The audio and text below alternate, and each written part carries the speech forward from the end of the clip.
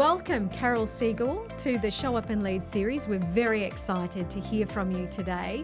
And your discussion, our discussion today, is slightly different to the others that we've had because we're going to be focusing on breath leadership. Would you like to introduce yourself to our audience, and then we might get into that discussion? Okay, so my name is Carol Segal, and if you haven't picked it up already, I have a South African accent, so I am African. And I have had decades of experiencing the breath and studying the breath, and I've now come to this place, call it crazy or courageous. I'm embarking on my PhD to add some academic rigor to breathing. Breathing not only for leadership, but breathing primarily in the domain of wellness and the science of well-being. So you've come to this space. Obviously, you've had quite the extensive career in the corporate world before. Can you share with us some of that? Oh, yes. I got involved in the corporate world very young. So I'm a teacher originally, and I was a principal, so I was a leader for a year of a preschool, and it just wasn't for me. And I said, no, I'm not interested in this. And then I got into voice coaching. And through voice coaching, I discovered the breath. And when I was in my late 20s, I got it into my head, I can be more than a voice coach. And so I applied for this position as a national training manager of a corporate bank in South Africa. And I got the position. So fortunately, it wasn't in banking because that's not how my brain operates, but I was headed up their training and development program nationally. And at the time, it was a true lesson for me in well-being.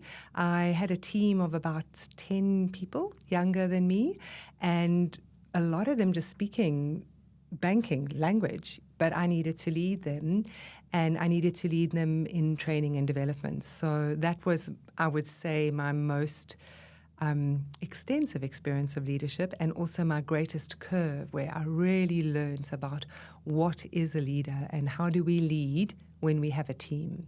So please, give us some insight. I think for me, the core was not being the leader. It was just being part of the team and being in a very competitive, male-dominated environment at that time. It was when I was in my 30s. It was really, really hard for me and for my colleagues to be okay with the fact that I could be vulnerable with my team. And the fact that I could actually say, well, actually, there are people in my team who've been in this industry far longer than me, so I would like to learn from them. And for me, leading this team was frightening. I remember initially it was really, really frightening. I could never have done it on my own. And so I really became part of the team. And looking back now, thank you for bringing back the memories. I did a lot of team building. In those days, it was called team building. And now I think it's sort of more viewed as open dialogue and conversation with your team. So we had regular, open, transparent discussions as a team inside the office. And then, of course, being in Africa, there was lots of opportunities to go outside. So we often would go out on walks, on hikes. I do remember we once even did a drumming circle to find the rhythm and the beat of the team. So I did some little bit unusual things with my team. But that for me was key, was not being the leader. Okay, so not being the leader. So what were the values that guided the leadership of the team then? The values, I've used the word vulnerability, transparency, and openness. So that was really, really important for me, that people knew they could come to me if something wasn't right, but at the same time that I could go to somebody and say, I don't understand this. Can you help me understand it? Because you have better knowledge of it for me. And that, I think, takes courage as a leader to be able to say, I don't know. That's absolutely. And Brené Brown talks about that quite extensively, as does Simon Sinek and Adam Grant. So tell me more then in terms of trust, collaboration and connection as essential leadership qualities. May I go back to the breath? Absolutely. Go back to the breath. For me, one of the courses that I designed when I was with the bank, as I mentioned, I was in soft skills training, learning and development, was instead of calling it dealing with difficult people, I called it dealing with different people. So conflict management was about dealing with different people, but the core of it was the breath. So the remarkable thing about the breath is that it not only reflects and mirrors your internal self, but it also reflects and mirrors the person you're speaking to, your community, and your environment.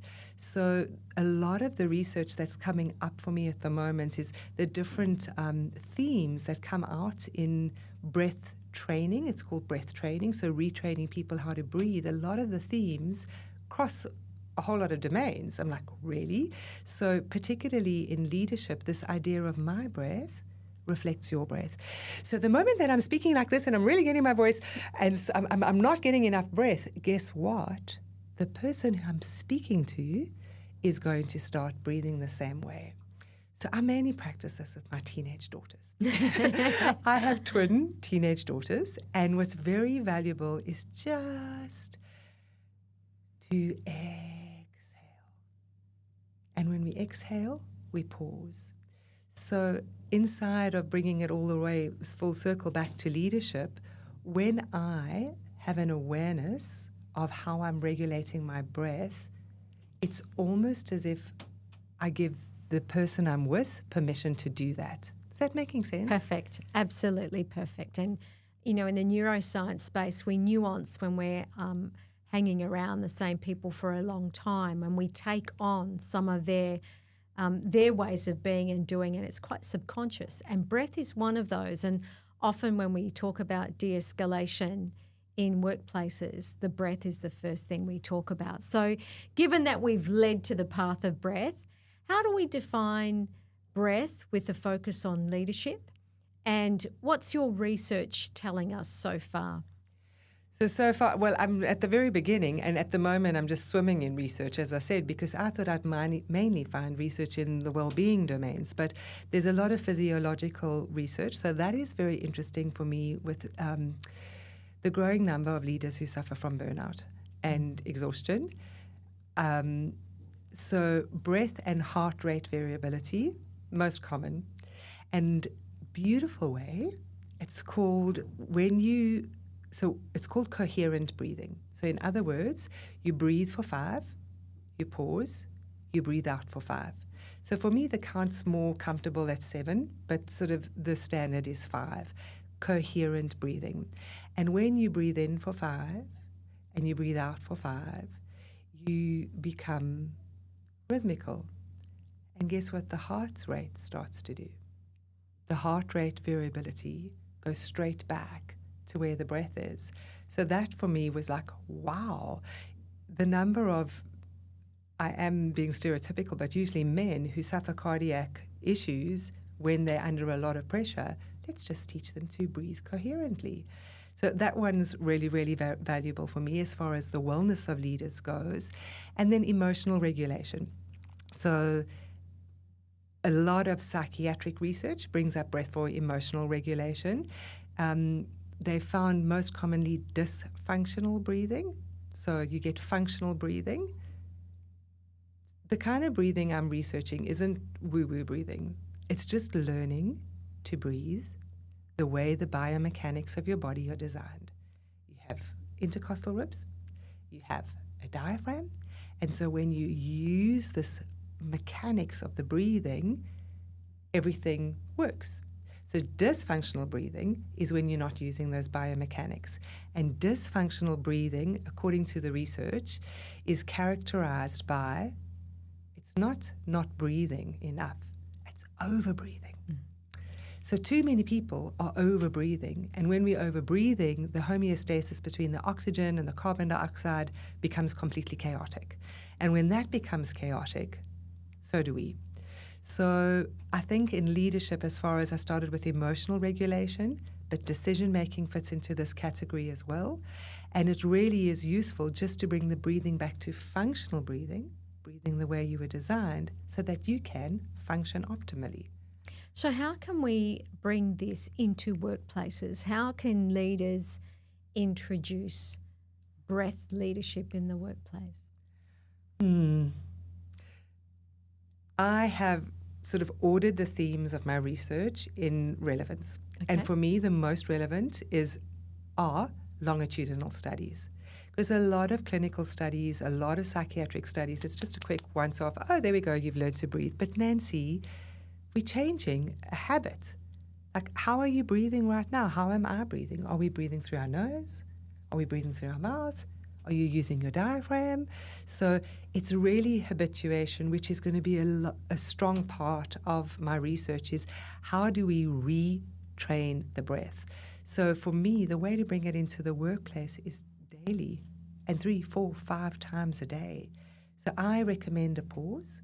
If we could have a pause, and whether that be a bell that goes off, or whether that be that everyone knows at such and such a time we stand, we stop, we use the most easiest breath, the awareness breath. How am I breathing? Am I breathing through my nose? Is my breath warm or cold? Smooth or shattered? Just awareness. And so moving that, not just talking about it in the workplace, but into school systems. So you and I have had conversations about this and school systems. Do you want to share some of the insights that we've discussed in this space? Well, I think for children in particular, to lessen the pressure, it's essential that they learn how to breathe properly. And the one beautiful study that I'm really following, that was a 14-week. So I think 14 weeks, you can start changing things in 14 weeks. And my research is predominantly focusing on women in Western Australia. So I've been looking around literature, meta-analyses on women, girls. And this was done in a girls' school, this particular project. And what's very interesting is there's not much research that just researches breath alone. So this one was breathing, silent awareness, and other contemplative practices, so walking in nature, etc. And together with that, it was mindfulness. So it's interesting for me how, I don't know how I'm going to do it, but how do we separate the breath from all of that? Because those traditionally known as complementary integrative medicine approaches, most of them begin with the breath. So for me, I think it's really, really important in schools that we normalize it. And with me teaching in schools right now, if I say to a class, I do relief teaching, and if I say to a class of year sixes, let's take a deep breath, and you'll get, I know they haven't been taught to breathe. Yeah. But there's a school that I go to, and I say to them, let's take a deep breath, and they'll stop, they'll relax their shoulders. And it's this ephemeral, you can hardly notice it, but they're taking a deep breath. So we can retrain it. Absolutely. And I think it's how do we, if we can get it right in the school system, then children become adults, adults go into the workplace, lots of different roles in the workplace, especially if we can get leaders who are able to model that breadth of leadership. And so when we talk about that, we talk about really about leaders saying it's okay, let's make the time, let's just stop, let's just refocus. And certainly it's a very different way of being, doing and relating. It becomes a custom that people really do need to practice. But what are your thoughts in that space? It's a breathing practice, as you've just said. So we've got to practice it. So I have been working with a company that does ADHD coaching in schools. And when they approached me, I said, I don't know much about ADHD. And they said, that doesn't matter. We'd like you to help us to shift from this chaos to calm with the breath. So last year, when I ran the program, it was sort of a pilot. And then what we did is we figured out what worked. And you know what worked? Movement. So people really, it was very useful for me to point out posture. And the moment the spine becomes elongated and I make space for the diaphragm, that the breath sort of just happens automatically. That was one. Two was this idea of opening up the rib cage and allowing the sternum to really open this capacity, the full, what I like to call the circumference of the lungs. How many ribs do we have? I don't know. Yep. It's one of the questions I ask. I have no idea. How many ribs do we have? I think we have 204 bones, but I'm not sure about ribs. So when I speak about that, people just kind of understand, wow, okay, so we have 12 sets of ribs. Okay. We have 24 ribs. So if you think there's 12 ribs on either side, that's a lot of breathing capacity. So going back to last year's program that I ran, we stretched it across fortnightly to try and get this habituation happening, which didn't work so well, but it did work well that we had more than 1 week. And for these people who came on the course, which was really valuable for them, was moving. So me giving them ideas of how can I access that biomechanics of the breath. Because as you said, you don't know. People are like, the diaphragm? Where's that? How is that? So just remembering how we breathed when we were born. Okay. So bringing this back into the workplace and in terms of the power of breath, let's talk about it from the perspective of leaders supporting well-being in the workplace. Can you give us some insight in that space? So I'm smiling because, I came to Australia to do my master's in health and well-being in education because I thought Australia was having the conversation. And I'm smiling because, yes, the well-being conversation is happening in policy, but in practice, it still feels like a tick-the-box exercise. So you can't, by having a yoga morning, that's not well-being. By inviting me in to do a talk on breath, that's not well-being. It's heightening the awareness, but well-being is a culture. It's a whole way that the workplace needs to shift their paradigms to say, actually, this is this is an inbox that doesn't answer straight away. Actually, can I just pause before I come to that meeting? So Nancy, how do we change that narrative? Because traditionally it's like we've got to deliver, we've got to meet profit margins, and we don't have time for this woo-woo of breathing and pausing and making eye contact and connecting with the self and others and community and the environment. So I feel like it's a huge narrative that we've got to change, and I don't know how we're going to do that. It's really interesting. So when I facilitate workshops, I always talk about the breath, and in particular, I use Viktor Frankl and his work. For a long time, he researched the gap between stimulus and response. Mm. And, when I'm working and facilitating with people, I ask them, what do you think that gap actually means? What can we do in that gap? And the breath is the last thing that people think about. And so it really is a growth mindset that we really need to establish. Earlier today, we had Emeritus Professor Gary Martin join us, and he talked about the importance of getting to know ourselves first and putting the oxygen mask on ourselves first. So not to be in a rush to be able to fix this or solve this for someone or run and get this, but really just stop and take that time to pause and reflect. When I write about it in each of my books, even when I'm talking about complex concepts, I actually add chunks in the book that are titled Pause and Reflect. Just stop and think about this. Take a breath about it. What does it mean to you? Other than, otherwise people are racing through a book, go, yes, tick, I've read that book, but what did you learn? What can you apply? So in the leadership space, it's really tricky. So you and I had some ideas about working with senior leadership teams in schools. Did you want to share a bit about that? Well, the thing with breath of leadership, which we spoke about primarily, was EQ. That's going back to your gap. That breath allows us to actually access our EQ. And the other idea that we had for breath of leadership was going back to conflict management. So using the breath as a tool for modulating the voice, modulating the frequency of the room. It can modulate so many parts of leadership.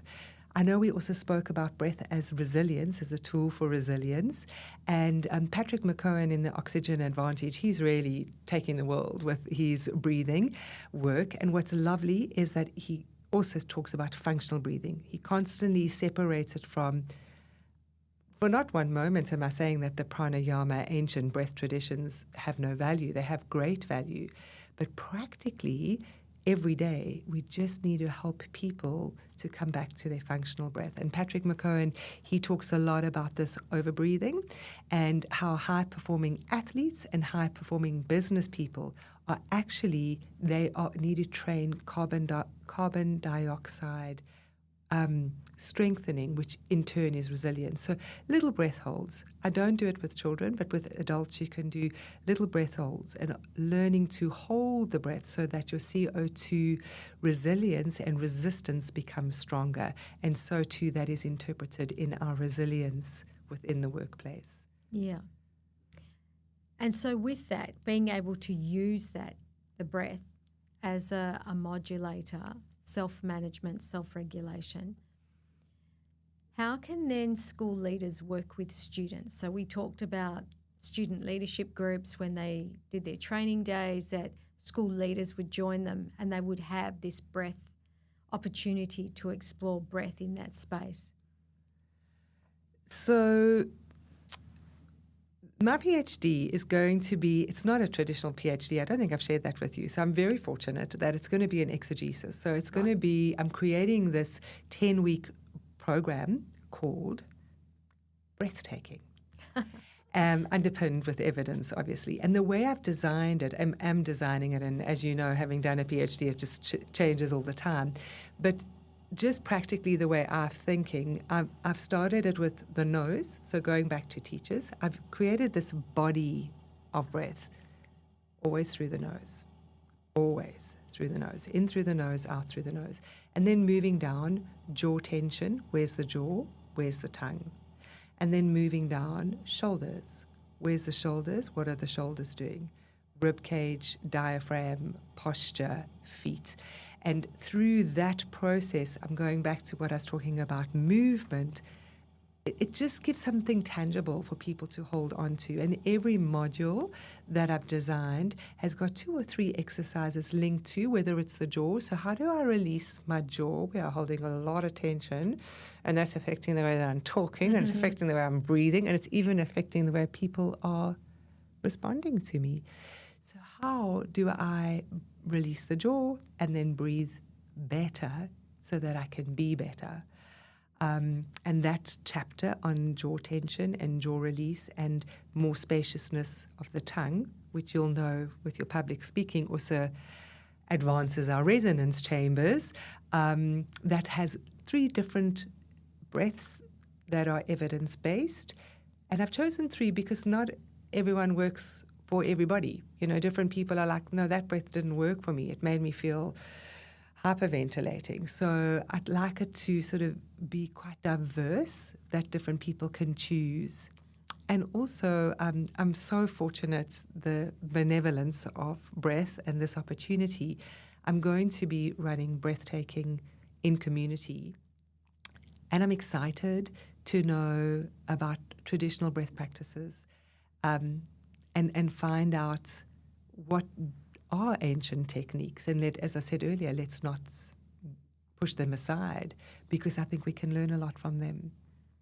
So coming full circle, what are 3 things that leaders need to be clear about when it comes to the breath?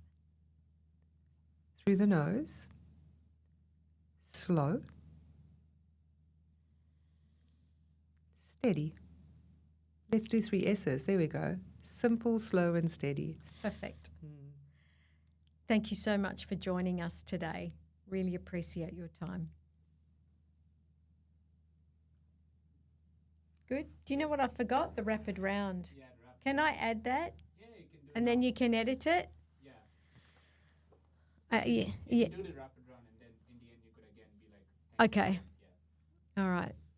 ready when you are. All right. So, Carol, tradition is in the Show Up and Lead series, the second time round, we have a rapid fire round of questions. So, I'm just going to ask you some questions and see what your responses are. So, beverage order, Double shot cappuccino with cinnamon. early start or slow morning, As early as possible. one thing you can do before a big gig, Balance on one leg. favourite way to reset after a big day, Nature. biggest strength as a leader, My energy. Positive energy. something you're still working on,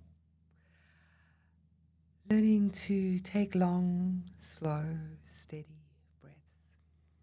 So, what's your go-to pump-up song during a gym session? Celebrate good times. Come on. Window seat or aisle? Oh, aisle. I hardly sit on a plane. I like to walk. Leadership in one word? Vulnerable. Best advice you've ever received? Try everything. One thing every team needs? A drumming circle? Trust is built by... Eye contact. Thank you so very much for joining us today and giving us your insight on breath leadership. Thank you, Carol. Thank you, Nancy.